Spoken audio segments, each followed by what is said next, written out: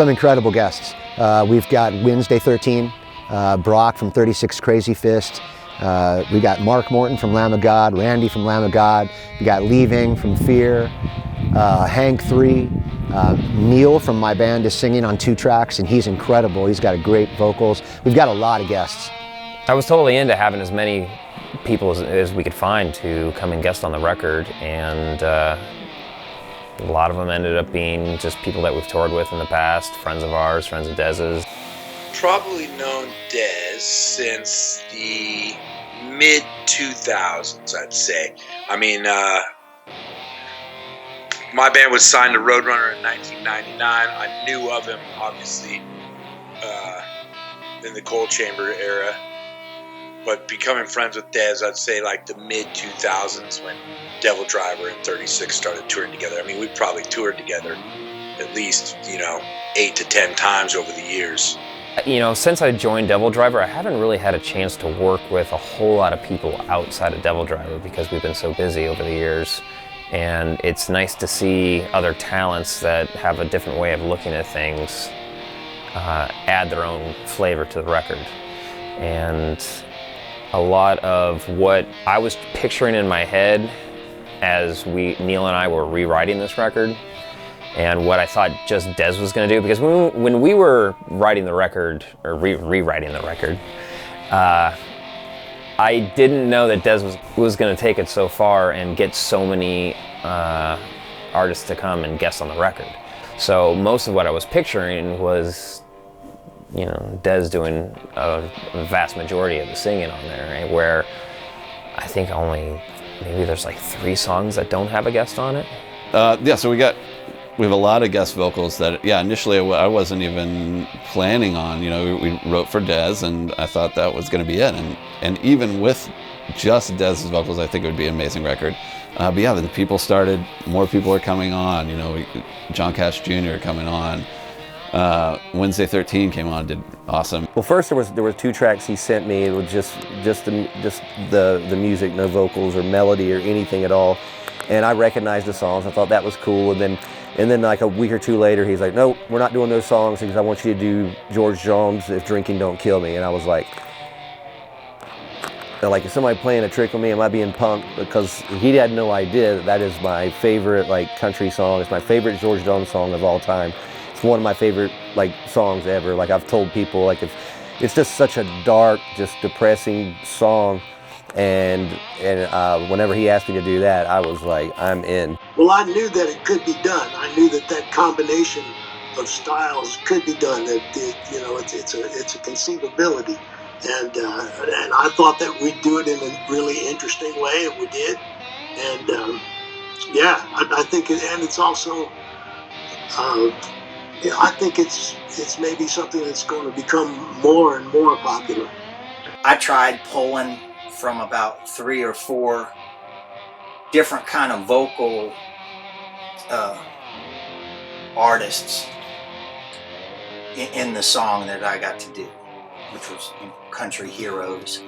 But I still haven't heard what they used, but I know with all the songs or all the takes that I sent them, like I said, there's about 3 or 4 different voices happening, or as Dez would say, this is a side of you I haven't heard.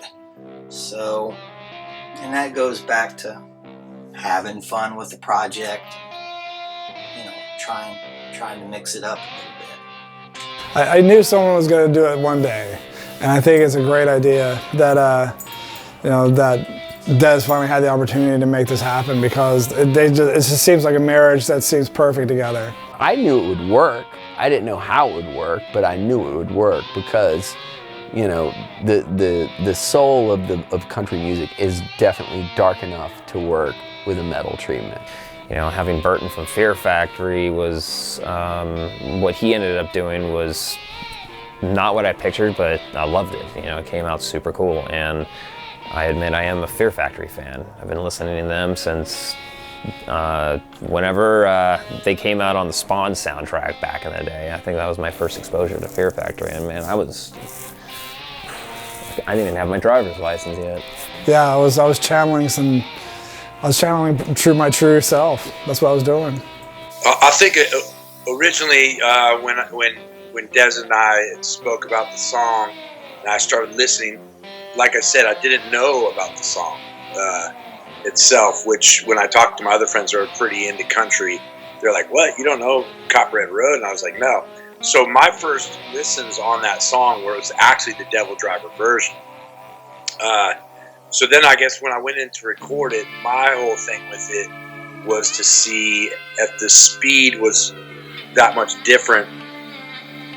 Obviously, the DevilDriver version's a lot faster, but is it so fast that the vocals are going to be sped up? And that was my initial, research on it, and it really wasn't. I mean, you could still have the same melody line, timing-wise, as the original. So, obviously, theirs is more aggressive and ramped up, but I think we still had the same true to the original vibe as far as the melody went. But that's such an honor, Great musicians, it's like a history about all those players, like the background, like so many people got influence from those people to do new music. It's crossing off shit off a bucket list I didn't fucking have because it was unrealistic, This is certainly one of those things, like, really? Like, I got to do a cover song of this legend, and then his son's on this fucking track. Like, wow, That's bad as hell, and you hear all the realness in every one of these guests. It's not like some half-assed thing, like, oh yeah, I'm on your shit. It's like, they're wailing on this shit. Like, they're like psyched to be a part of it, and we're psyched to have them. Obviously, it's an honor. About freedom of music, rock and roll, metal, country. It's all about what you love. It's all about, to me, it's all about having an open mind.